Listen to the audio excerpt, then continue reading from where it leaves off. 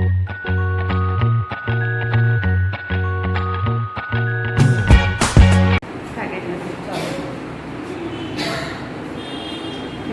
મિત્રો, આજનો મારો વિષય છે તારે જમી પર, જે એના ડાયરેક્ટર છે આમિર ખાન અને 2017માં આ ફિલ્મ રિલીઝ થઈ. આ પિક્ચરમાં એક 8 વર્ષના બાળકની સ્ટોરી છે. જે બાળક 8 વર્ષનું એટલે 3જા ધોરણમાં હોય છે અને તે બાળક ક્લાસમાં નબળું હોય છે. નબળું કરીને ડફોડ નહીં, પણ નબળું કે જે શક્તિહીન હોય, જે બોલી ના શકે, જલ્દી બોલે નહીં, એને લખવું ના ગમે, એને કોઈની જોડે મેચ થવું ના ગમે, એવું હોય છે. હવે એ બાળકના ઘરમાં એના મમ્મી પપ્પા અને એક ભાઈ હોય છે. એના પપ્પા સારો હોદ્દો કોઈ નોકરી કરતા હોય છે, એના મમ્મી ભણેલા પણ હાઉસવાઈફ હોય છે. એનો ભાઈ હોય છે રોહન અને આ બાળકનું નામ છે ઈશાન. હવે રોહન એ ઈશાનનો ભાઈ છે, એ પણ સરસ ભણતો હોય છે, હોશિયાર હોય છે અને સ્પોર્ટમાં બી આગળ હોય છે. ત્યારે ઈશાનને ભણવું ગમતું હોતું નથી, બરાબર છે. હવે એના પપ્પા જોબના લીધે સાંજે મોડા આવે એટલે એ બાળકોનું દેખરેખ રાખી શકતા નથી અને પૂરું હેન્ડલ એના મમ્મી જ કરતા હોય છે. હવે એના મમ્મી સરસ ભણેલા ગણેલા હોય છે, પણ મોટો છોકરો હોય છે રોહન, એને કશું કહેવું નથી પડતું અને જે નાનો છે ઈશાન, એની પાછળ ઘણું ધ્યાન આપવું પડે છે. ક્લાસમાંથી લખે નહીં, નોટોમાં શું લખે છે તે એને ખબર ના પડે, ઘરનું હોમવર્ક ના કરે, સ્કૂલનું લેસન ના કરે. હવે આ બધાથી એના મમ્મી પણ કંટાળી ગયેલા હતા અને એ બાળકને સ્કૂલમાં ભણવાનું ગમતું નથી અને સ્કૂલમાં બી જાય તો બસ બેસી રહેવાનું ગમે. બોર્ડ પરના અક્ષર તો એને જાણે આમ વમોળોની જેમ ઘૂમ્યા કરે એના માથામાં. રિસર્ચનું એવું બતાડે છે, વમોળોની જેમ ઘૂમતા હોય એમ અક્ષરો એને દેખાય, મતલબ કે એને લખવું ગમતું નથી, એને લખતા આવડતું નથી.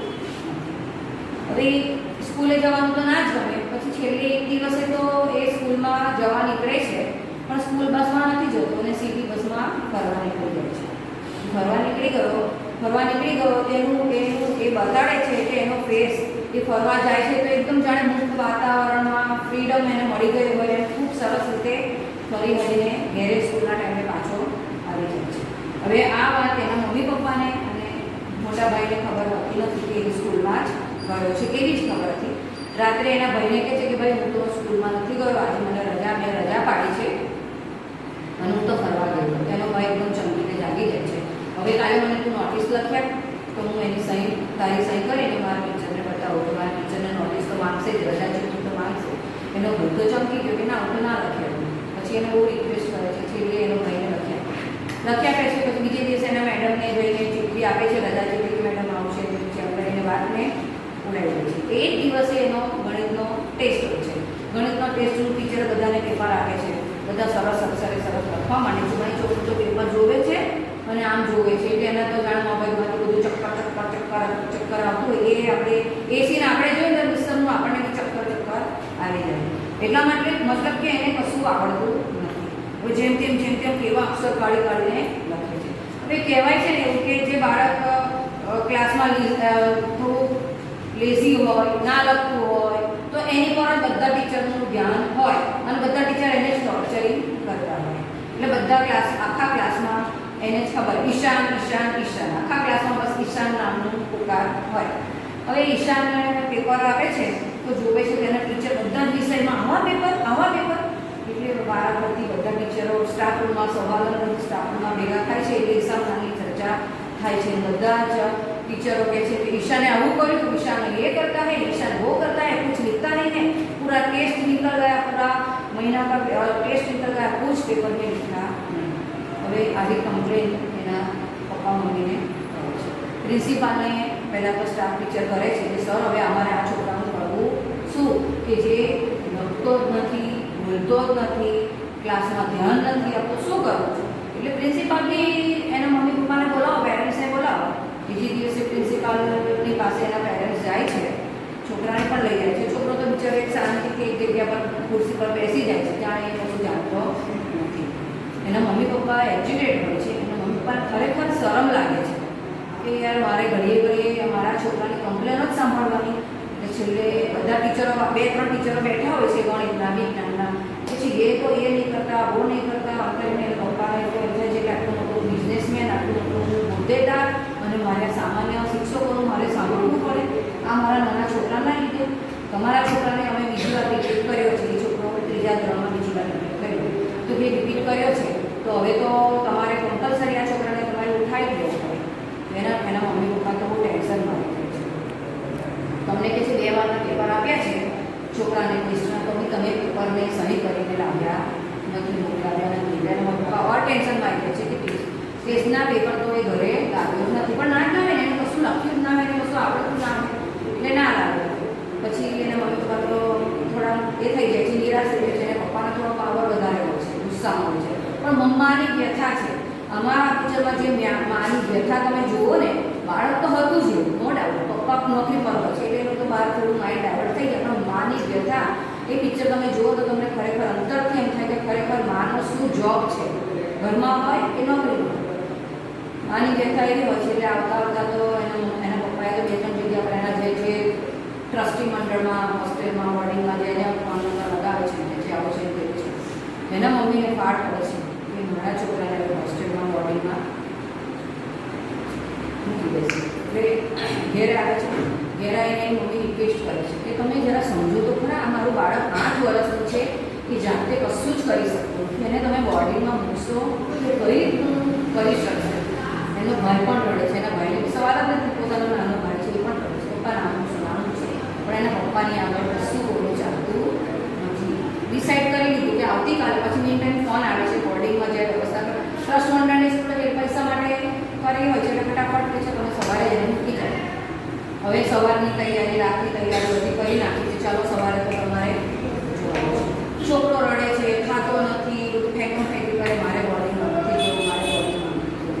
માની વ્યથા એવી હોય છે કે માં આખી રાત ઊંઘી નથી કે મારા સવારે મારા બાળકને મૂકવા ના, એનો ભય હોય છે તે પણ. પછી સવાર બધા તો ઊંઘું જાગું પણ પેલો છોકરો બિચારો ના ઊંઘે એટલે એને સમજણ ઓછી એટલે તો ઊંઘી જાય છે. ઊંઘી જાય છે મીન ટાઈમ એને એવું સપનું પણ આવી જાય છે કે મારા મમ્મી પપ્પા મને ટ્રેનમાં મૂકવા આવે છે, અને ટ્રેનમાં ખૂબ પ્લેટફોર્મ પર ખૂબ ભીડ હોય છે. એના મમ્મી બિચારી એક હાથમાં પગલ ખેલો, એક હાથમાં નીચે કેરી બેગ, એને છોકરાને હાથ પકડીને લઈ જતા હોય છે. છોકરાનો હાથ છૂટી જાય છે, છોકરો ખોવાઈ જાય છે, અને આમ એની મમ્મીને ટ્રેનમાં ચડી જાય છે. છોકરો પ્લેટફોર્મ પર મમ્મા કરતો આવે છે.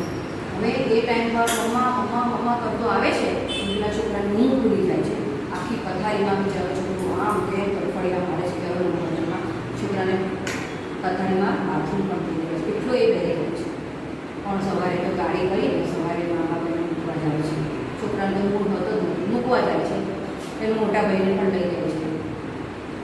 રસ્તામાં આખા રસ્તા પર એનું મમ્મી રડતા જ હોય છે. ત્યાંથી મારા છોકરા ત્યાં છે, આખા રસ્તા પર પપ્પા તો ડ્રાઈવર લઈને જાય છે, પપ્પા આગળ બેઠા હોય, પાછળ એના ભાઈ અને એના મમ્મી આ નાના છોકરાને બેઠા છે. આખા રસ્તા પર એના મમ્મી એને બાથમાં લઈને બેસી, છોકરો પણ રડે, મમ્મી પણ રડે. એમ કરતાં હોસ્ટેલમાં પહોંચે છે. સરસ બહુ મોટી બોર્ડિંગ સ્કૂલ હોય છે, ત્યાં બધી જ પ્રવૃત્તિ એ લોકોને કરાવે. છોકરાને એન્ટર થાય તો છોકરો તો ગુસ્સામાં અંદર જાય છે, પ્રિન્સિપાલને મળે છે, પ્રિન્સિપાલ છોકરાને મળે છે, બેસાડે છે, નામ પૂછે છે, શું છે, એમ છે. પછી એને એના રૂમમાં મૂકવા જાય છે, ત્યાં એના મમ્મી પપ્પા હોય છે. બોર્ડિંગમાં જે રીતના બેડ હોય એ રીતે એનો બેડ બતાવે છે કે તારો આવેલો છે, બરાબર છે. એના મમ્મી પપ્પા જોડે છે. મમ્મી થોડું ઓછું ધ્યાન આપે છે કે એને બીક લાગતી, એમ બિચારાને દુઃખ થતું હોય છે. પછી જાય છે પ્રિન્સિપાલ એના મમ્મી પપ્પાની સામે જ પ્રિન્સિપાલ કહે છે કે જો અહીંના રૂલ્સ રેગ્યુલેશનમાં તો તારે રહેવું જ પડશે, બરાબર છે. પહેલા જ દિવસે શીખ્યો છોકરો તો આમને ગુસ્સામાં એના સાહેબ સામે જોયા. પછી એના મમ્મી પપ્પાને વિશ્વાસમાં લે છે, એના મમ્મી પપ્પાને કે તમે ટેન્શન ના કરો, તમારું બાળક કમ્પ્લીટ થઈ જશે, નો ડાઉટ.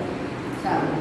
ઈશાનભાઈ નીકળતો જ નથી ક્લાસ એના રૂમમાંથી, અને સવારે આખી રાત ઊંઘતો નથી. સવારે બધા છોકરાને જુએ છે એટલે હોય છે, બધા છોકરા પોતપોતાની રીતે તૈયાર થઈને જે રીતે જવાનું હોય છે એ રીતે જતા રહે છે, પણ એ છોકરો જાતે બિચારાએ કશું કર્યું નથી હોતું, નાનું પડતું હતું, મમ્મી એને બધું મર્યાદ કરતા, એટલે એ છોકરો તૈયાર થયો અને ધીમે ધીમે ગયો એટલે એના પ્રિન્સિપાલ તરફથી કેમ આટલી બધી વાર થઈ, કેમ આટલી બધી વાર થઈ, કાલથી આ બધા છોકરા જોડે તારે જે રીતના લાઈનમાં છોકરા નીકળે છે એ રીતે જ તારે બધા રીતે જાતે જ બધું કરીને નીકળી જવાનું, તારું બ્રેકફાસ્ટ, તારું પ્રેયર હોલમાં તારે પિરામિડ કરવા માટે બધું કમ્પ્લીટ ટાઈમે રાઈટ ટાઈમે તારે નીકળી જવું પડશે.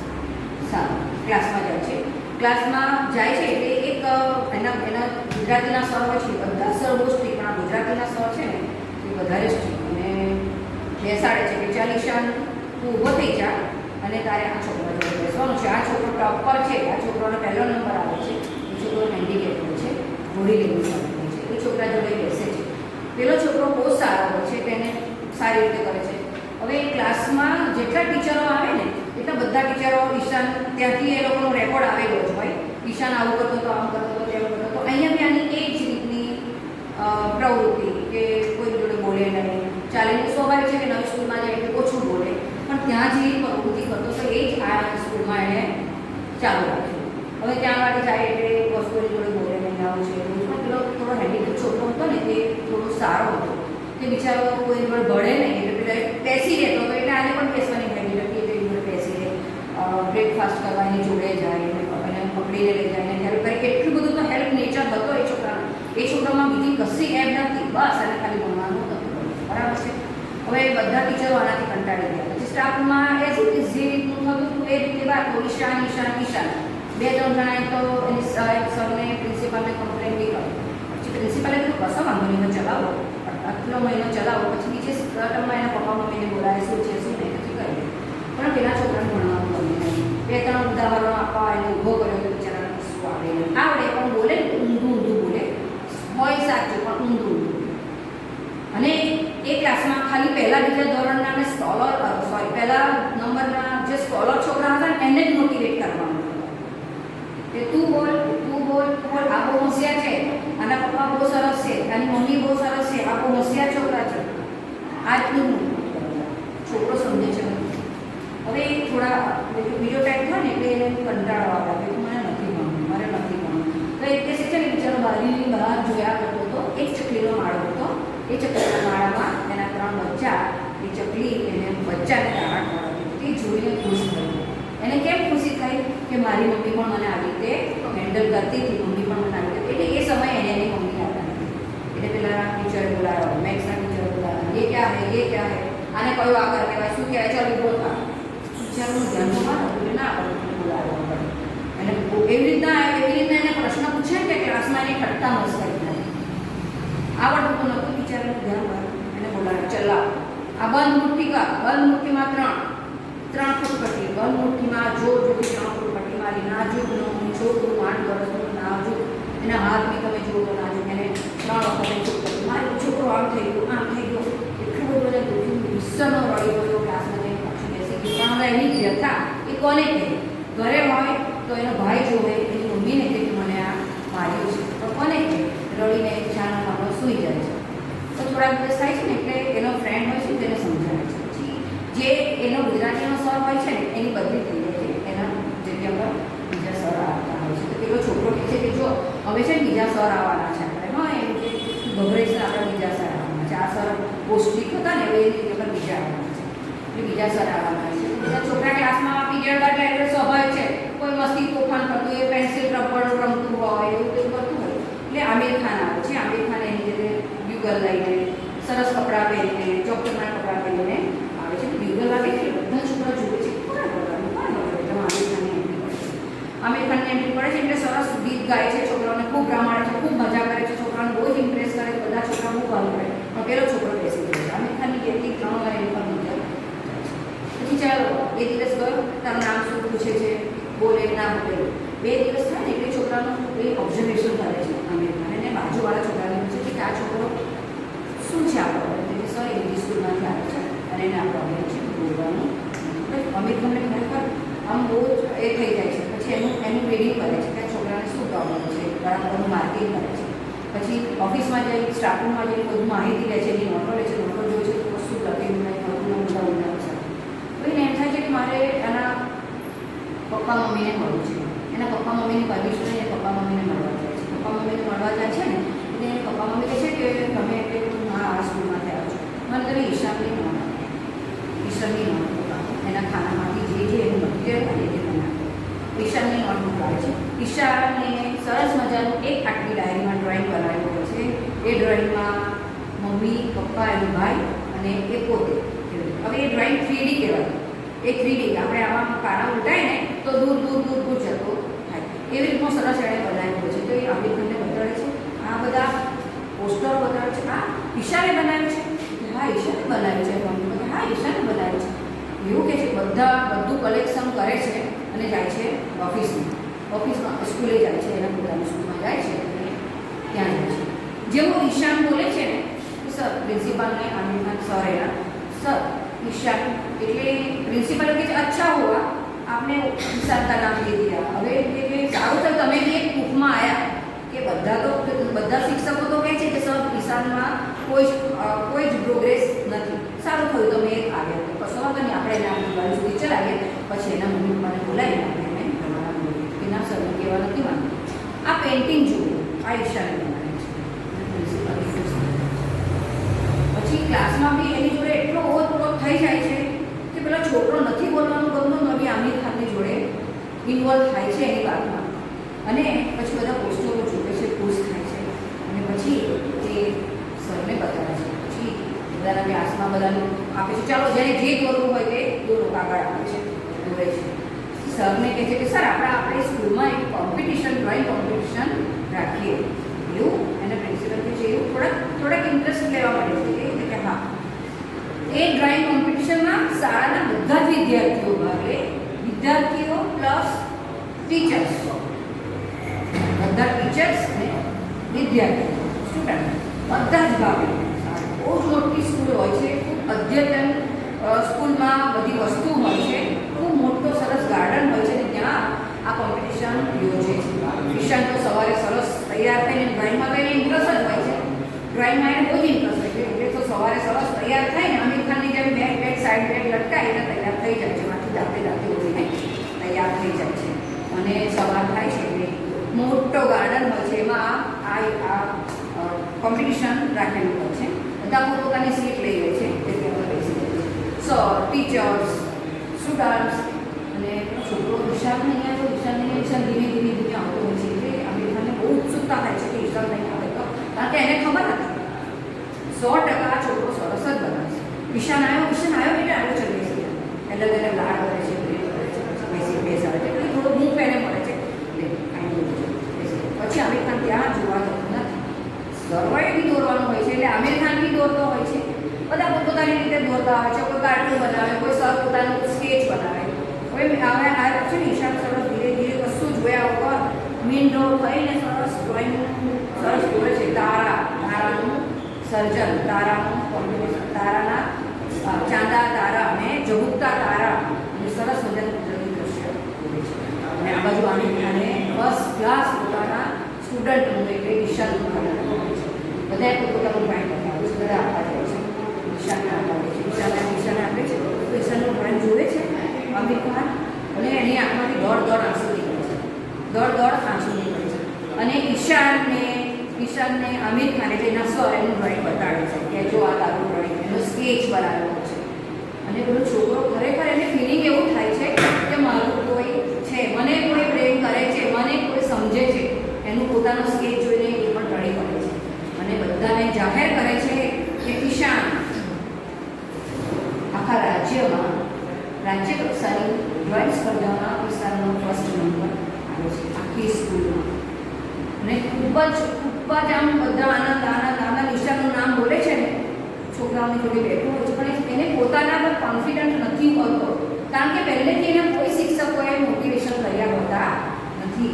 એટલે છોકરો જ્યારે બધા સ્ટુડન્ટની પાછળ સંતાઈ જાય છે ઈશાન પછી આમિર ખાન હૃદય સુધીને કહેવા છે કે આવતો ને બેટા. અને આમિર ખાનને મોટિવેટ બહુ જ રડે છે કે આ સરે મને આટલું બધું પ્રોત્સાહન આપ્યું અને હું આ બનાવી શક્યો. પછી બધા બહુ ખુશ થઈ જાય છે. બરાબર છે. હવે આ રીતનું એના મમ્મી પપ્પાને ઇન્ફોર્મેશન મળે છે. આખું મોટું એ લોકો બનાવે છે, ડેમોન્સ્ટ્રેશન ગોઠવે છે અને બધાને જોવા બોલાવે છે. અને તે દિવસે વેકેશન હોય છે મળવાનું હોય છે ત્યારે મમ્મી પપ્પા બધા જોઈ શકે. આમિર ખાનના પપ્પા મમ્મી આવે છે, એમને બોલાવે છે, ઓફિસમાં બોલાવે છે, પ્રિન્સિપલ પણ એના મમ્મી પપ્પાને એક જ બીક મારા છોકરાની કમ્પ્લેન જાય છે. ધીમે ધીમે બિચારી મમ્મી તો બહુ જ મસ્ત અને એજ્યુકેટેડ છે, એને બીક લાગે છે કે મારે આજે પણ મારા છોકરાનું સાંભળવું પડશે. બેસે છે, બીતા બીતા બેસે છે. જુઓ આ તમારે નિશાની બનાવ્યું છે. એના મમ્મી પપ્પા ખરેખર એટલા બધા રડી પડે છે કે મારા છોકરાને અમે ઓળખી ના શક્યા. શું મારા છોકરાને એટલું ભણવામાં ઇન્ટરેસ્ટ નહોતો, પણ બીજામાં તો ઇન્ટરેસ્ટ હતો, ડ્રોઈંગમાં. એ ડ્રોઈંગ કોમ્પિટિશનમાં ફર્સ્ટ આવ્યો અને એને ડ્રોઈંગમાં ઇન્ટરેસ્ટ કરતો પણ અમે એને મોટિવેશન ના કરી શક્યા. તો બધા જ ખૂબ ખુશ થઈ જાય છે. આમિર ખાનને પણ મતલબ એના સરને મળે છે, એના સરનો બહુ જ થેન્ક યુ, બહુ જ કહે છે કે તમે મારા છોકરાને મોટિવેશન કર્યો. અને પછી આમિર ખાન એ સર એને કહે છે કે મને કેમ ઇન્ટરેસ્ટ આવ્યો આના પ્રત્યે, કારણ કે હું બચપનમાં આ છોકરા જેવી કન્ડિશન મારી હતી. હું ભણવામાં નહીં પણ આજે ડ્રોઈંગમાં ટીચર કેમ બની શક્યો, ડ્રોઈંગના કારણે. મારા ટીચર્સે, મારા મમ્મી પપ્પાએ મને ડ્રોઈંગમાં મોટિવેશન આપ્યું, ડ્રોઈંગમાં ઇન્ટરેસ્ટ હતો એ કરાવ્યું, એટલા માટે હું આગળ આવી શકી. બરાબર છે? તો આપણે મોટિવેશન કરવું જોઈએ. મારા ક્લાસમાં એક છોકરો સેમ આવો હતો, ગડરિયા જઈને સેમ હું તારે જમી પર પિક્ચર જોઉં ને એટલે છોકરાને યાદ કરું કે સેમ એ છોકરાના અક્ષર કશી જ ખબર ના પડે, એની નોટમાં એને શું લખ્યું છે ખબર ના પડે, પણ હું એને લખ્યા રીતે જોઈ લખે. પણ એ છોકરો ડ્રોઈંગના જે આપણે કોમ્પિટિશન લેતા હતા ને કલર પૂરવામાં, એ છોકરાનો ફર્સ્ટ આવતો હતો અને સરસ જ કરતો. ડ્રોઈંગ પૂરવામાં એ છોકરાનો બહુ જ સરસ ડ્રોઈંગ પૂરતો. એટલે એ રીતના આપણે મોટિવેશન કરવા જોઈએ. બરાબર છે? હવે આપણે એકલા મા બાપો અને ટીચર્સ જો બાળકને ખાલી ભણવા પ્રત્યે જ ઇન્ટરેસ્ટ નથી એમ રીતે આપણે એને ધૂતકારીએ તો એનો કોઈ મતલબ નથી. પણ આપણે બાળકને શામાં ઇન્ટરેસ્ટ છે તે વાલીએ અને શિક્ષકોએ સમજવું જોઈએ. બરાબર છે? તો એક પ્રશ્ન હું દક્ષાબેનને કરું કે દક્ષાબેન, તમારું બાળક આ ટાઈપનું હોય તો તમે શું કરો? આ પિક્ચરમાં જે છોકરો છે એને ડાયલેક્ટ નામનો આ રોગ કહેવાય. એને એ ઊંધા અક્ષર લખે, એ ઊંધા છતાં લખે, એવા બધા ઘણા છોકરા હોય છે કે એને કોઈ સમજી શકતું નથી. એ છોકરો મનબુદ્ધિનો મનબુદ્ધિનો કે ગાંડો છોકરો નથી, પણ એને સમજવા માટેની એ છે. તો પહેલાં તો આપણે આપણા બાળકને સમજવું જોઈએ કે ભાઈ આ કેમ આવું કરે છે. એના માટે કાઉન્સેલિંગ કરાવવું જોઈએ. કાઉન્સેલિંગ કરાવ્યા પછી આપણને ખબર પડે કે ના બાળક શેમાં છે, શું છે. પછી આ ચિત્રમાં એવા સામે આમિર ખાન જેવા સર મળી ગયા અને એને સરસ રીતે એને પ્રોત્સાહિત કરીને આગળ લીધા. અને છેલ્લે જ્યારે પિક્ચર પૂરું થાય છે ત્યારે એ છોકરાને ઉચકી અને આમિર ખાન આમ હવામાં ઉડે છે. ચાલો તું ઉડ, તમે મેં ઉડાતા શીખી દીધો, તું આસમાનમાં ઉડી શકે છે. ના, એટલે તમે શું કરી શકો? આ જ વસ્તુ, આ જ કીધું તમે કાઉન્સેલિંગ કરાવવાનું, સમજી શકીએ, આ જ વસ્તુ કરવાની. તો જ આપણે બાળકને આગળ લાવી શકીએ છીએ. બાળકને તો એના મમ્મી પપ્પાને બાળક તરફથી બહુ જ અસંતોષ હતો. બરાબર છે? શિક્ષકો વારંવાર ટોર્ચરિંગ કરતા હતા. બરાબર છે? તો એવા વાલી હોય તો તમે શિક્ષકો સામે શું પગલાં લઈ શકો? આવા બાળકો સામે શિક્ષકો દર વખત બાળકને ટોર્ચરિંગ કરતા હોય છે. પહેલું તે ટોર્ચરિંગ જ બંધ કરવું જોઈએ. કોઈ પણ બાળક જન્મથી વીક ક્યારેય નથી હોતું. ખાલી એની મોટિવેશન કરવા માટે કોઈ માર્ગદર્શન જોઈતું હોય છે લોકોને. તમે સારું માર્ગદર્શન આપશો તો એ કોઈ પણ જગ્યાએ કોઈ પણ રીતે ક્યાંય અટકતું નથી. આમાં જો એને આમિર ખાન જેવા સર ના મળ્યા હોત તો કદાચ આ છોકરાની આટલી પ્રગતિ ના થઈ હોત. એટલે જ કહેવામાં આવ્યું છે કે ટીચર અને મા બાપ પોતાના છોકરાને ક્યારેય નબળું માનવું જોઈએ નહીં. આપણું બાળક છે, આપણું બાળક કેપેબલ છે. એ ભણવામાં નથી તો ડ્રોઈંગમાં છે, ડ્રોઈંગમાં નથી તો સંગીતમાં છે, સંગીતમાં નથી તો કંઈકની કંઈક જગ્યાએ તે હોશિયાર હોય છે. પણ આપણે એને ઓળખવામાં બહુ જ લેટ કરી દઈએ છીએ અને આપણે એને ઓળખી નથી શકતા. એટલે જ હું કહું છું કે આપણી સ્કૂલમાં જે બાળકો આવે છે એને તો પહેલાં આપણે ઓળખવાના છે, ઓળખીને એને મોટિવેશન આપવાનું છે અને એને એટલો જ પ્રેમ આપવાનો છે કે જેવો આમિર ખાને એને સમજી લીધું કે આ બાળકનામાં કંઈક તો છે જ. અને બાળકમાં ક્લાસની અંદર એવી એક્ટિવિટી કરાવો, અલગ અલગ એક્ટિવિટી કરાવશો, એમાંથી એક તો તારણ આપણને મળશે કે આ બાળક કઈ જગ્યાએ આગળ વધે એવું છે, અને જે આપણને યોગ્ય લાગે કે આ બાળક તો એમાં જ એને મોટિવેશન કરો. જરૂરી નથી કે ભણવા. કાલે મને સરે એક વિડીયો મોકલાયો, એ બાળક 10 બી ફેલ છે, બાળક 10મું બી ફેલ છે, પણ એ કેટલા ટોપ લેવલ પર પહોંચ્યું. એટલે એવું જરૂર નથી કે ભણતર જ કામ લાગે છે. ભણતર અને ગણતર વગરનું છોકરું પણ ખૂબ જ પ્રોપર પહોંચી જાય છે. એવું નથી કે ભણતર હશે, એની પાસે કોઈ ડિગ્રી હશે કે એનામાં આવડત હશે તો જ એ આગળ વધશે. આ પિક્ચરમાં એવું જ કહેવામાં આવ્યું છે કે તમે બાળકને પહેલાં ઓળખતા શીખો.